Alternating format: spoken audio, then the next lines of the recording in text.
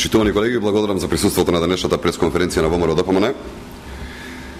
Бранко Црвенковски истото го зборуваше во 2002 година, истото го зборуваше во 2010 година, а истото го зборува и сега.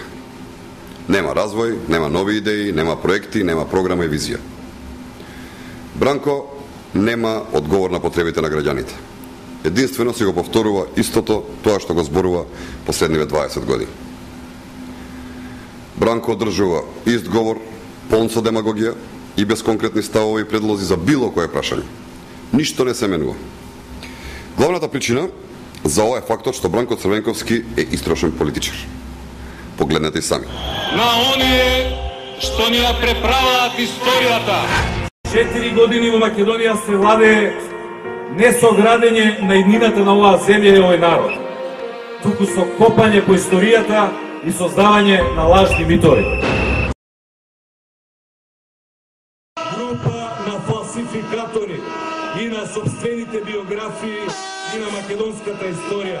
Чим падне мракот ќе почнат со насилства, со малтретирање, со грабање, со плашење на луѓето. 4 години оваа држава царува страх.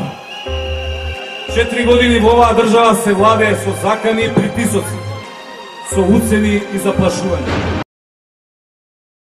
6 години не понижуваат како народ и како луѓе, не сметаат за кукавици, мислат дека им се плашиме, дека со страв може да не владеат.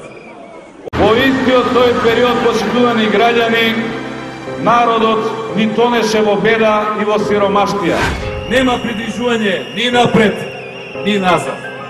Само тонеме секој ден, се подлабоко и подлабоко.